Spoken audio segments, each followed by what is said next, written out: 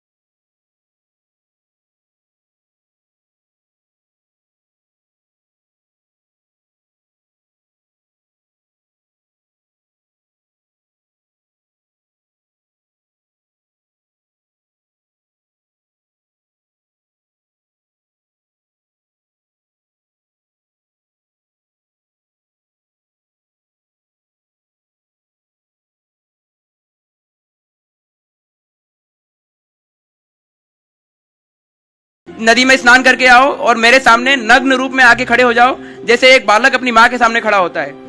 पर दुर्योधन अपने एक अज्ञानतावश श्री कृष्ण जी उसे रास्ते में मिल गए, तो श्री कृष्ण जी ने उसकी अज्ञानता का फायदा उठा लिया और उससे कहा कि नग्न वेश में कौन अपनी माँ के सामने जा सकता है, कम से कम केला तो लपेट लो। तो केले का जो पत्ता होता है वो उसने लपेट लिया और तब वो अपनी माँ के सामने गया।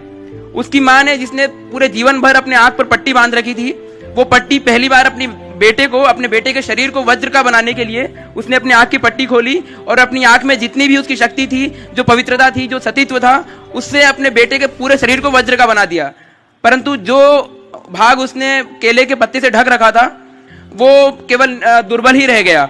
तो इसलिए आगे जाके जब भीम से उसका युद्ध हुआ तो उस दुर्बल जगह पर भीम ने वार किया और दुर्योधन की पराजय हुई।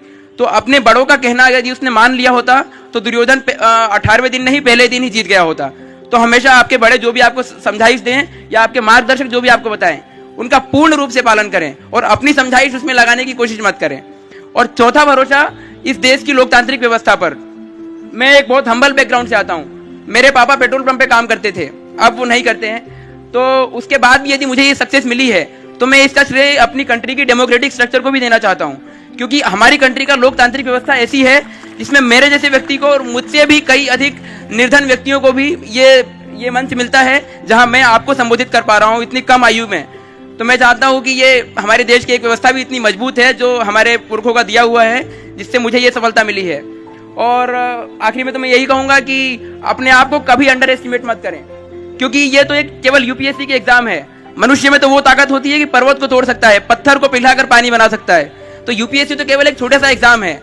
हाँ, इसे कई लोग क्लियर नहीं कर पाते हैं, कई लोग क्लियर कर लेते हैं, कई लोग फर्स्ट अटेम्प्ट में, कई लोग 6th अटेम्प्ट में, पर क्लियर होता है। और हो सकता है कि जिंदगी ने आपके लिए कुछ अच्छा सोच रखा हो। Everything happens for a good reason.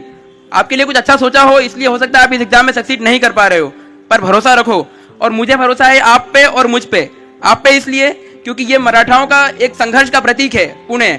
Sinhagad के किले से आप प्रेरणा लो, शिवाजी से प्रेरणा लो, पेशवा बाजीराव से प्रेरणा लो और सिंहगढ़ के किले से प्रेरणा लो। मुझसे और हमसे प्रेरणा लेने की आवश्यकता नहीं है। ये पुणे आपको बहुत प्रेरणा दे सकती है। तो आप तो खुद पुणे के वासी हो, तो पुणे से प्रेरणा लो और इस एग्जाम में सक्सीड करो।